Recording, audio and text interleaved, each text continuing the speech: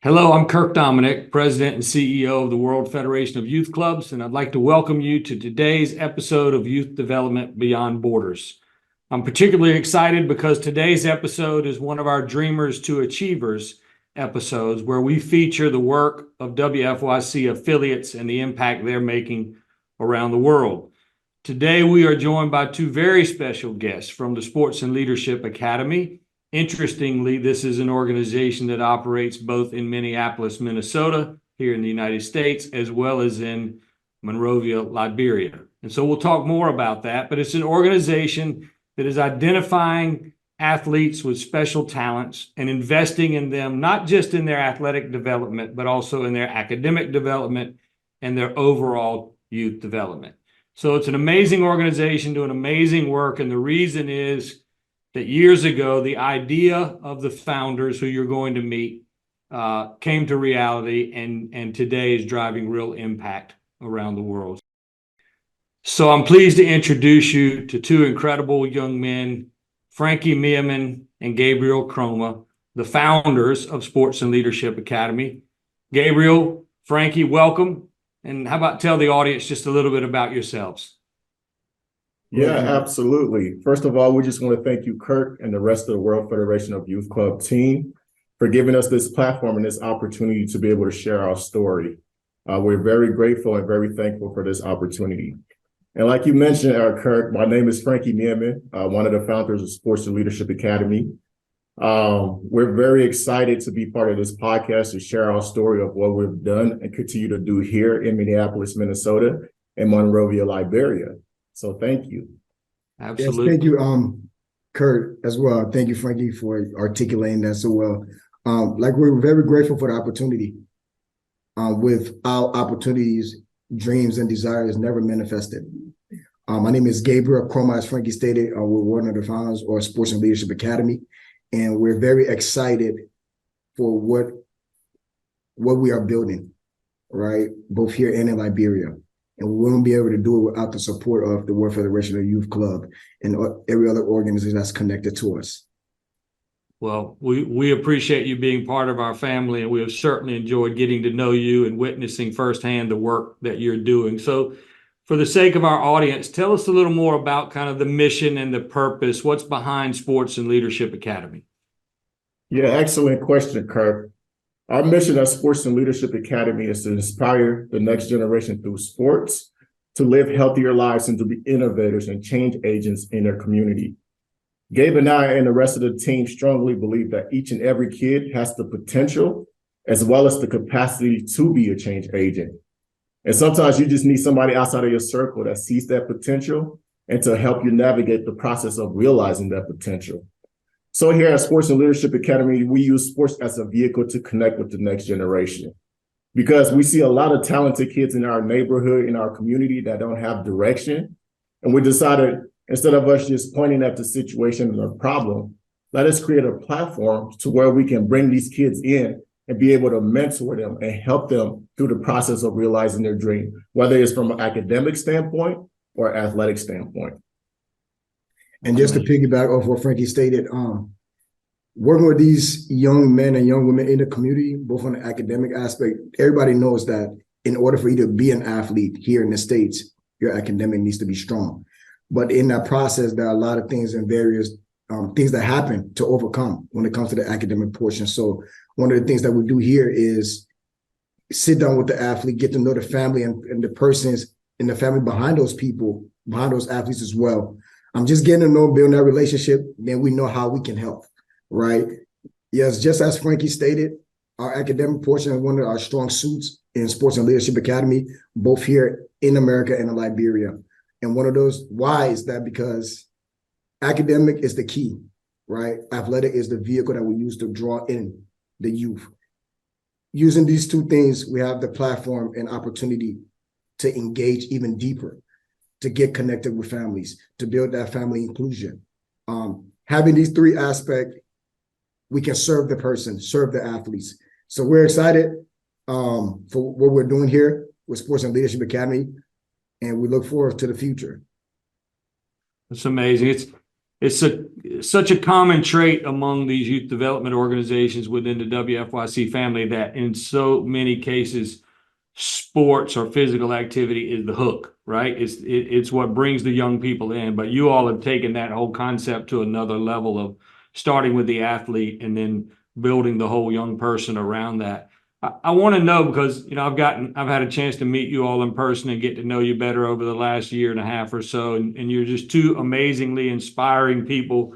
Your personalities are infectious. We love being around you. I want to know what was behind Sports and Leadership Academy. Like, what was the inspiration for you two to start this? How did it even get going? For me, transitioning here from rural Liberia, I needed a way to kind of get into the culture. And for me, it was football. Once I saw the game of football, I got hooked. And I started playing at an early age. My dad didn't really understand the opportunity behind it because he was new here, right? So that experience over the years built up the passion for what we're doing. As a football player, you need to be disciplined. I learned how to be disciplined. I learned that I need to be disciplined both on and off the field, both with my academics and my athletic enhancement, my development. So for me, was the environment and the vehicle out of the environment, which was football, built up the passion which we are doing now. And being from Liberia, knowing that without this opportunity that I had with football, being able to go to college to further my education, to break family barriers in my own family when it comes to the academic portion, graduating from college. If football was the key in the vehicle, if there wasn't football, where am I at today? Because that drove the passion for education as well. So that's kind of where my desire, or the thing that kind of just burns me, that gets me excited when I see a young youth in the community, or we see a young athlete we're working with, the potential is there, but he just need that boost from our experiences. So our experiences through that process of school, our experiences in our process of as an athlete, birthed the desire, the hunger to share that experience, because our experiences are keys for the next generation. And this is what Sports and Leadership Academy is. And I'll transition to Frankie. Yeah, absolutely. The beautiful thing about Gabe and I is we have similar experiences. We're both from Monrovia, Liberia. We both immigrated here to the States. And we both had to find our way. You know, for me personally, transitioning into the educational system was not easy, right? The culture, the way kids, dealt with teachers, everything that goes into the process was a challenge for me, and one thing that really helped me was being at my local recreation center, where I was able to go and be myself, and I started to play sports. And as you know, soccer is a global sport. So that was something that I was easily able to transition into, right? They didn't have a team for my age group, so I had to play with the older kids, right? And through that process, I started to play other sports. I transitioned into playing basketball, right? Knew nothing about basketball, never really heard about basketball prior to then. I just walked in the gym one day and I saw kids playing. I was like, man, what is this sport? Right? All I was used to was soccer, right? In soccer, you play with your feet. And then there's basketball, you're playing with your hands. It was like mind blowing, so to speak, right? So I was like, you're not supposed to touch the ball in soccer, right? Exactly. So I was like, let me give this sport a try. So that summer, I just started working on my game. Nobody taught me anything. I just started working on my right hand, my left hand layup. Going into my 5th grade year, played at the local recreation center. I was able to lead my team to a championship, and a year and a half later, I was considered one of the best inner city kids. And the reason I share that story is because looking back, I realized like whatever I put my mind to, I can accomplish, and I have countless stories like that have helped me, cultivate this passion for sports, and there's a saying that goes that in life, there are certain things that are taught, and then there are certain things that are caught. Right. And there's a lot of things that we caught growing up that we were never taught, and we want to use those as keys, like Gabe said, to be able to help the next generation. That's amazing. Remind me, how long ago did you start Sports and Leadership Academy, and how many young people have been through the programs since that time, roughly? Great question. So we started Sports and Leadership Academy in 2020 during the heart of the pandemic, right? while everything was shut down, Gabe and I got together. It was like, let's do something. This is something that's been on our heart. We really wanted to do it. You know, this is a perfect opportunity to put pen on paper. You know, so we got together with a few mentors of ours, and we started just jotting down ideas. And long story short, Sports and Leadership Academy came about. And the unique thing about what we do as an organization, we took the first year, you know, we didn't start any program within the first year of Sports and Leadership Academy. And the idea behind that is because we wanted to establish a firm foundation, right? Because our vision and our goal is to create long-term sustainability, not short-term gratification. You know, so in order to create long-term sustainability, you got to put process and systems in place. Right. So we took the first year and we did that. We created our culture. We created our pillars. We put process and systems in place to vet individuals when we bring them into our organization, you know. And then in 2021, we started our first program, and that was in Monrovia, Liberia. We started our basketball program because once again, the pandemic was still heavy here and things were a little bit lighter back there. So we started our basketball program in Liberia with 34 kids. You know, there were more kids asking to be in the program, but we didn't want to overwhelm our coach, so we put a cap on it, right? So yeah, we started a program there, and the program is currently flourishing. We started a few more soccer program. We're about to start another basketball program. To your question, currently we have 22 kids. We have 44 kids in our soccer program in 2 different locations. We have a basketball, like I was mentioning, our basketball program is flourishing. We have about 34 kids in that program currently, and we're about to start another basketball program in another area of Monrovia, Liberia. So we're growing as an organization in Liberia, and here we work with over 60 plus kids. And the beautiful thing, once again, about our organization, I'll let Gabe touch on it. These kids that we're working with, you know, we're creating opportunity. Right. A lot of these kids that we're working with are getting into college, you know, on athletic scholarships, on academic scholarships, you know, and I'll pass it on to Gabe and then because I can talk forever. Thank you, Frankie. As Frankie stated, we're working with these kids here on the athletic portion to put them in a position to obtain a scholarship. Right. So we're working behind the scenes, talking to different universities, different coaches, making sure it's the right situation. As Frankie said, our experiences are keys. My experience on the recruiting process, my dad didn't understand. He's new to America. He did not understand that process, right? Once a family here, you're getting a scholarship, they're excited. But there are a lot of intricate aspect of you obtaining that scholarship. So these are some of the things when we sit down with these athletes and their family, we are going in between the line, making sure it's the right situation that they're in. So we're excited, as Frankie said, both here and in Liberia, working with these athletes and these youth. It's amazing. It's life-changing stuff, right? I mean, you're taking athletics and putting them on a path for an incredibly bright future through these academic scholarships and guiding them through that process. As you said, what an opportunity for them and for their families. I mean, that is life and generation changing. So you mentioned the numbers of young people that you're serving. Share with us, how are these young people identified? Are they coming exclusively to you? Are you going out and identifying these young people with athletic talent? Tell us how that process works. I'll take that question. Great question. We have our leadership team back in Monrovia, Liberia.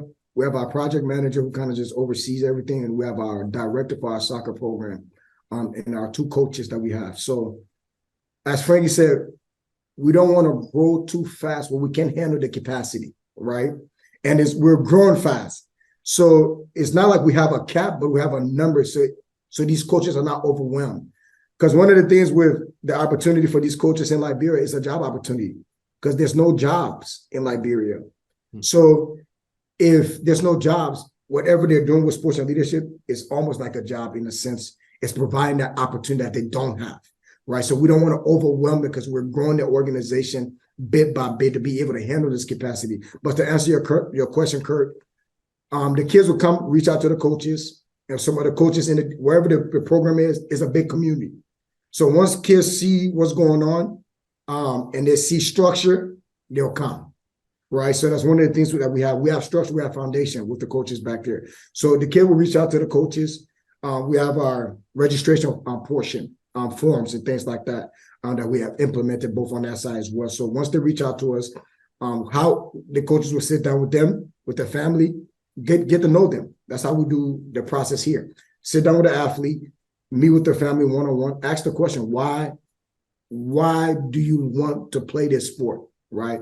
Because that why will motivate you each and every time when things get difficult. To be an athlete, just education important, just in school in general. There'll be days where you don't want to go to class. There'll be days that you don't want to go to practice. But your why, then we can always track back now to your why. So when we sit down with these families, these are the things that we have implemented, and we've been growing, so we want to grow with caution. No, that's great. And there has to be some unique challenges to operating an organization that is running programs both in the United States and in Liberia. And so maybe talk a little bit about how have you learned to manage those, that difference and running programs in both places and maintaining the level of integrity that you two as founders want to see in the program? Go ahead, Frankie. Yeah, absolutely. Great question, Kirk. The key to that process is having great people.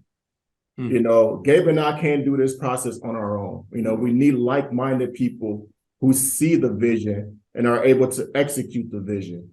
And we've been blessed and fortunate to have people like that back in Liberia and here on grounds. So, to answer your question, the people make it possible. If they're not in place, if they're not passionate about what we tell them, if they don't see the results of what we're putting in place, then, it's kind of like, okay, they're reserved, but they're seeing the results, right? I'll share this quick story. Just in 3 years in implementing our program in Liberia, we've had 3 valedictorians come out of our program.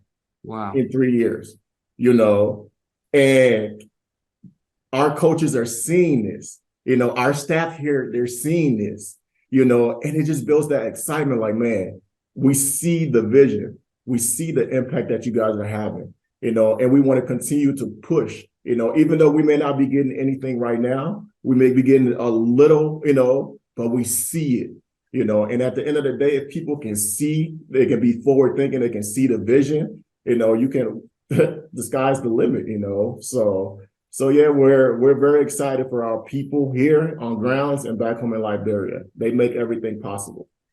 That's amazing. Yeah, leadership matters for sure. And it sounds like you've done a good job of recruiting like-minded people who share the passion and the skills that you two have. What about, is there interaction going on between the young people here in Minneapolis and the young people in Monrovia?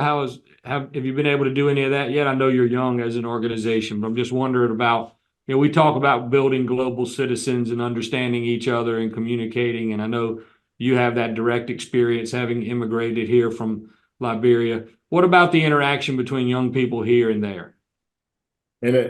Yeah, absolutely. That's an excellent question. And that's our vision, right? To connect these kids here back home in Liberia and vice versa. I was listening to the inaugural podcast with Rick and Susan Goins, and they mentioned, having that connection. Susan had mentioned having that connection, having kids, travel to different parts of the world to get to know each other, and that's our vision at Sports and Leadership Academy, to be able to get these kids to be a bridge, because a lot of them want to come to the States anyways, right? But they don't have a means to do it. And sports is a great avenue to be able to make that connection. And that's something that we want to do down the line in Sports and Leadership Academy. And we're on the path to do that. But everything, as you know, is a process in life, right? Every organization that you start, you can't just jump from one stage to the next. It's a process to get to that. So, and we're on that process right now to get to that. So yeah, to answer your question, we're not there yet, but that's our vision, to get there, to be able to connect these kids, both here and back home. But just to piggyback what Frankie said, Kurt, one of the things that we're doing as a seed planting is showcasing what we're doing here, both on social media platforms, right? For instance, the transition of one of our student athlete, Aviola, to the United States, having him speak back with the kids in Liberia, they look at him as a symbol of hope, right? If he can do it, I can do it if I have the opportunity. So we'll get on the line, we'll set up our calls back home with the team back there. Hey, let's have Aviola speak to the kids. right? Just kind of give them that hope because he was once in their situation, right? So we're using our social media platform to kind of start planting that seed of that inclusion. And our goals, as Frankie said, our dreams is that being able to exchange, right? But these are the seed planting, and him speaking back it gives him so much hope. When we post about him on social media right now, he's in college, right? He's competing on the indoor track. So when we post anything about him, they see it, they're excited. When we post anything about the other athletes we work with, like Grace and other athletes that we've been working with over the last couple of years, they get excited, right? So our goal, as Frankie said, having some of these athletes as they continue to mature and grow in college, go to Liberia, go with us to Liberia, see what's there, speak to these kids in person. So these are the seeds that we're planting to take that next transition for the organization. So we're excited. That's amazing. And you mentioned Abiola, and I was smiling because some in our audience may remember that he was honored by WFYC in our Promise Awards last year. Tell us more about his story. I know it, but the audience would want to know it. It's an amazing story. So share a little more on Abiola. Yeah, absolutely. Thank you guys so much last year for nominating him, for the opportunity, to showcase him. It brought a lot of hope, to not just us, but to our kids back home in Liberia and also here. So yeah, Abiola's story in regards to me in 2021, I had the opportunity to go back to Liberia for the first time since immigrating here to the States. And like I mentioned earlier, that's when we started our basketball program. And Abiola happened to be one of the kids in our basketball program. So when I went back there, I had the opportunity to bring one of my college buddies that I went to college with. I told him I was going back to Liberia for the first time, and he's a world traveler. He loves to travel. He was like, "Bro, can I come?" I was like, "Of course you can come." And the beautiful thing about him is the fact that he grew up, he's from Nigeria, but he grew up in the States, grew up playing basketball. So he has a basketball background, and I told him I was going back to Liberia to speak to our kids, our basketball kids in our program. He came, shared his story because he grew up playing with NBA players, right? He played in high school with Chris Bosh, LaMarcus Aldridge, and all of them. So just having his background and experience in playing collegiate basketball, him sharing that with them, oh man, they were so excited. You should have seen the look on their faces. And Abiola was one of those kids there, and we were able to, he brought some resources with him, right? He brought some notebooks, some school resources, and we're able to hand it out to them. We brought them some books to read because education is essential. We stress education is the key, right? So we brought them some books. One of the books that we brought them was Motivating Your Money, right? Because finances is important. Right? If you learn how to manage your finances at an early age, you'll be good. Right. So we got them that book. In terms of Abiola, so the first time I interacted with Abiola outside of our little meeting was when we had the little clinic. So we ran a basketball clinic there, my buddy and I, when we got down there. And Abiola was one of those kids that stood out, in terms of basketball. I was like, man, this kid is pretty good, So as I was interacting with the coach, I was like, who is this kid? He's like, Abiola, he's one of our better players. I was like, I can see that, So just having that interaction with him, he was just a kid he had this joy about him. Like he's always smiling. He's sitting there competing, he's smiling. For me, if I'm out there competing, I'm not smiling with anybody. I'm trying to take your head off, I'm trying to dunk on you, hit a shot in your face, whatever. That's my goal. But he was smiling the entire time. He just had this joy about him. And so transition to a year later when he had the opportunity to come here with his family, he came here, and Gabe and I, soon we heard that he was transitioning to the States. We're able to connect with him and his family. We're able to help them through the high school process because he had to get registered for high school, sign paperwork. We're able to help him navigate that process, help him navigate the process of registering for sports, right? Had to take a physical, go get his eye test. I'm like, man, I don't remember doing all that, So long story short, he ended up playing 2 basketball games for the team because it was towards the end of the season, but then transitioned to track. And the beautiful thing about it, he was also on our AAU team, our traveling basketball team. So we had a tournament that day, but he was at state because he was one of the top high jumpers in the state of Minnesota. So he qualified like after his first meet. He qualified for state because he jumped so high. I think he jumped like 6'4". His first time ever doing track and field, first time ever, doing the high jump. So he qualified for state. So after our game, he called me. He was like, hey, coach, how you doing? I was like, I'm doing good. How are you? I was like, I'm at a tournament right now. He's like, coach, I'm doing good. I was like, how is state going? He's like, man, state is going good. I'm doing all right. I was like, that's awesome. He's like, coach, guess what? I'm like, what? He's like, coach, I just got a scholarship offer. I'm like, let's go. I was On the spot. super excited. I'm like, let's go. So he got a scholarship offer from the University of Wisconsin, River Falls, where he's currently right now doing track and field and pursuing his academics and agricultural studies. And he wants to actually be a farmer, which is great because if you know anything about Liberia, we have fertile land. We have good land. Agriculture is one of our biggest things. So him being able to pursue that, we're just creating an avenue to where he can take those expertise and things that he learned there. Because University of Wisconsin, River Falls, they're known for agriculture. That's their big staple, right? So him being able to learn that, he can take that back home, and be able to give back to the community. So we're very excited about Abiola. He's doing phenomenal in school. He's doing phenomenal in track. And the best is yet to come.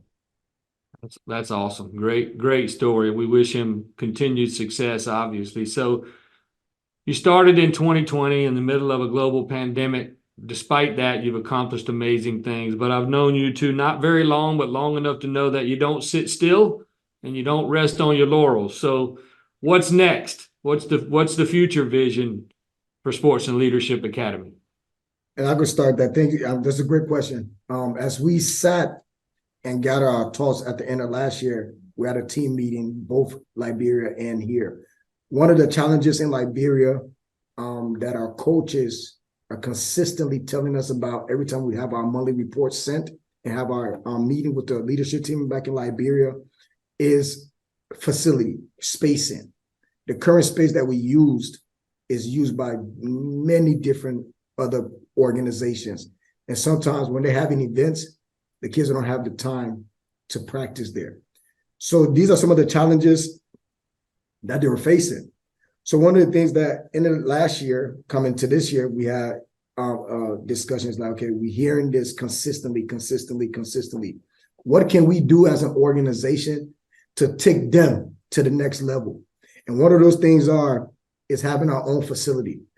Having our own facility provides many different avenues for our team in Liberia. Number one, a place where academic tutoring runs our academic programming. Number two, a place to enhance athletic ability. So it'll be an action academy.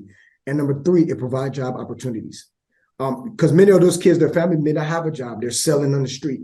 So if somebody has their ability to cook, they can be a cook at our facility, right? Providing food for those kids within the program and out of the program, because wherever that facility is, it becomes a beacon of light in that community, right? People left and right are going to run to that facility. So that's one of our major goals, is to raise funds for our building project. And I'll let Frankie touch on it a little bit and just share his thoughts. Yeah, absolutely. Thank you so much, Gabe, for that. Like Gabe mentioned, the common thread between our kids and our leadership team is the lack of spacing, the facility aspect. I have kids reach out to me on Facebook Messenger like, Coach, when are we going to have our own space? I'm like, don't, just keep praying. There's a time in the season for everything. Trust the process. It'll happen soon. And the unique thing about our organization, everybody within our organization, we have unique talents. We have unique gifts, right? We don't just use our platform for our athletes. We also use our platform for each and every member. So a prime example, our soccer director, he's an architect by trade. So like Gabe is saying, once that idea came to mind, and it was the common thread between our kids and our coaches in terms of having a facility, we brought this to him, like, what can you do? in terms of putting together a visual, a rendering of this process and what it would look like, and once we brought that to him, he got to work, started putting things together, and that was just up to us to do our due diligence in terms of getting the numbers. Because at the end of the day, it's all about the numbers, right? So we did our due diligence. We took 8 months to get everything in alignment, and we finally got everything in alignment in terms of, the cost of the facility and what the facility will look like, and we're very thrilled to be able to launch it. We haven't displayed any of this on social media. So this is our first time really talking about it, and we're very blessed and fortunate to use this platform to be able to do that. So yeah, a facility will be a tremendous upgrade when it comes to our kids back home, and our staff and everything Gabe had mentioned. And just to piggyback off of what Frankie stated as well, having that facility, it means a lot to them. But also here in the state, one of the things that we've been working on under the scene is our academic programming with different organizations here in Minnesota.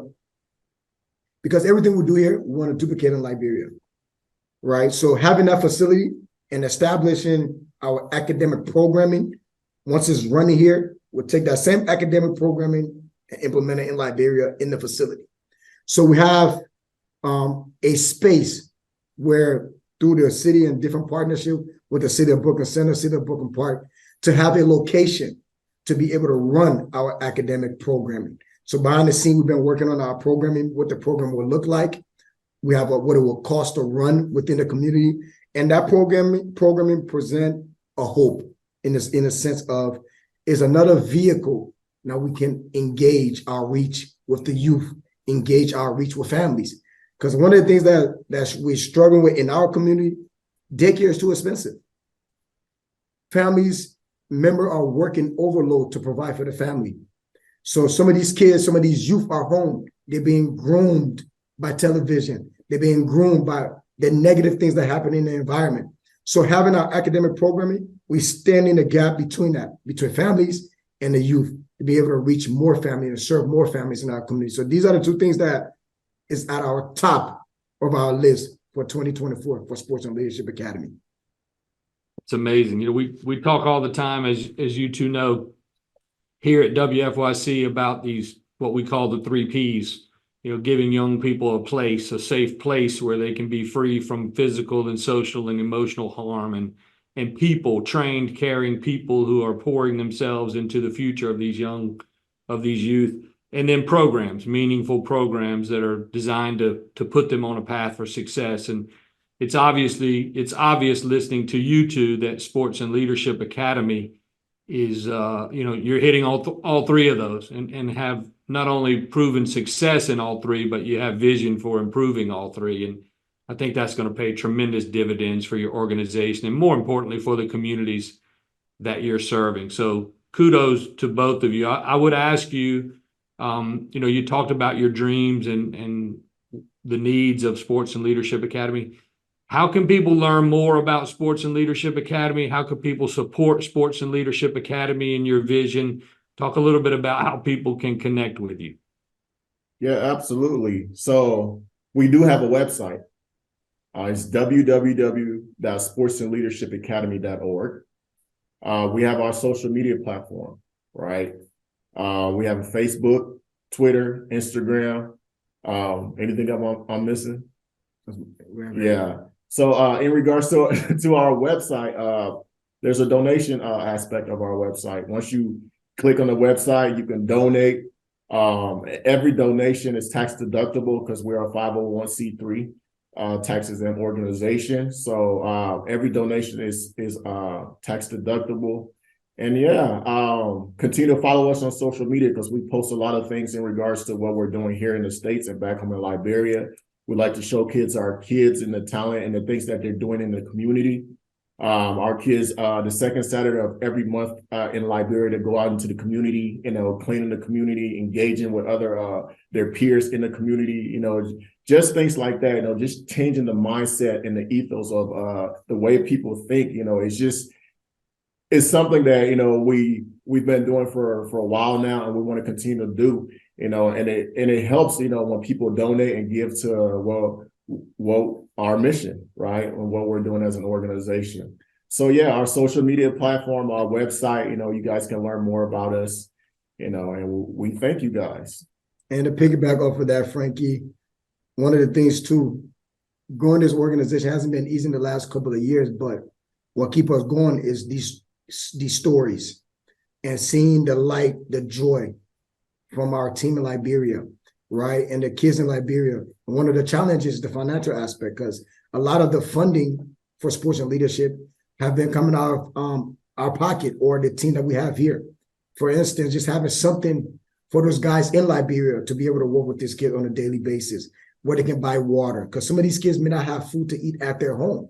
So we have a monthly budget that we send back, and it's coming out of our pocket. And we both have a full-time job, right? We have a full-time job doing this. I have a family of 3 kids. I'm still doing it because why? It's the impact. I wake up in the morning thinking about what can I do to take sports and leadership? What can we do as a team, as an organization, to take it to the next level? For those guys in Liberia being in a position where they're comfortable, right? They're able to work, they're able to get food, they're able to get water. And the things that we take for granted, like soccer balls, having soccer balls and equipment, cones, things like that, of that nature, it takes funds.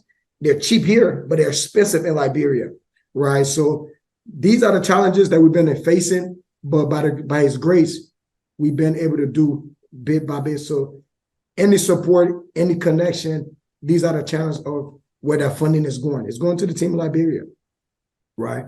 To help them to be able to be successful. There's young men. Like, I'll share a story. A kid came to practice and the coach was like, you didn't have nothing to eat for that day. So some of the funds that we have for water and food, that was his meal for the day.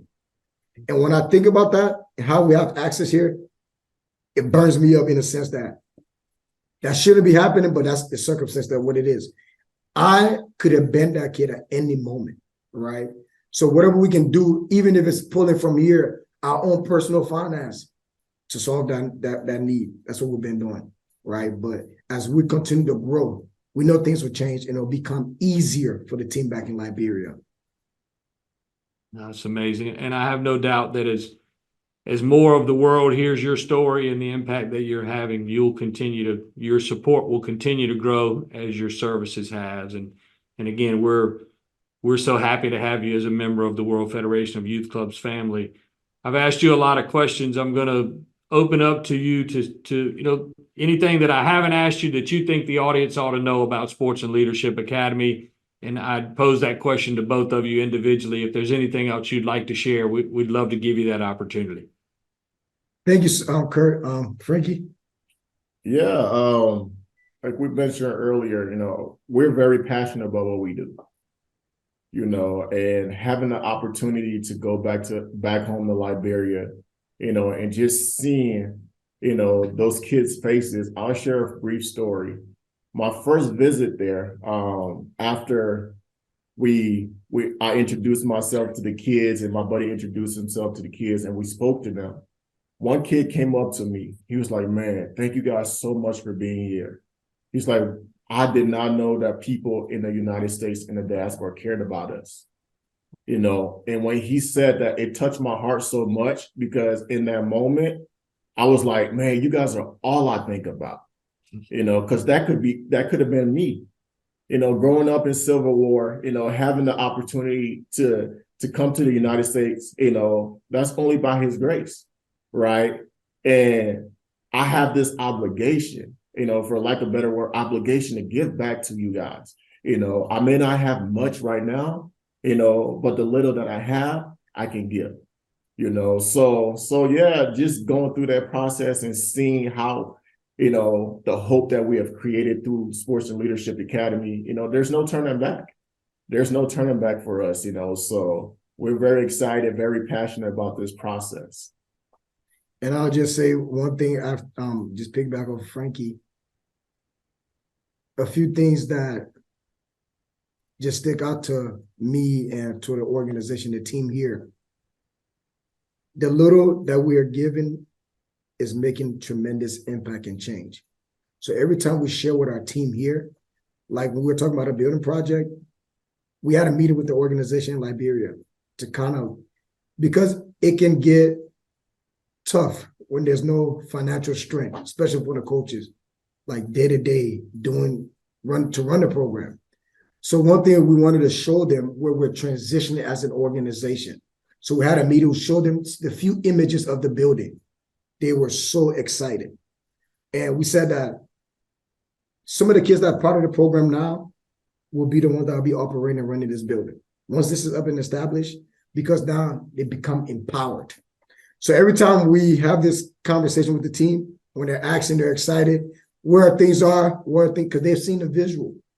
We're leading by example day to day, both physically, mentally, spiritually, and visually. Because if nobody's seen evidence, then your claim is not strengthened. But if there's evidence, whatever you claim is strengthened. So these are the things that we just want to share with the audience. The evidence is there, the need is there, and it takes a community, not just me and Frankie. It takes a community of people because there's so many people in that situation. It's not going to take two men, but it took two men to bring forth an idea.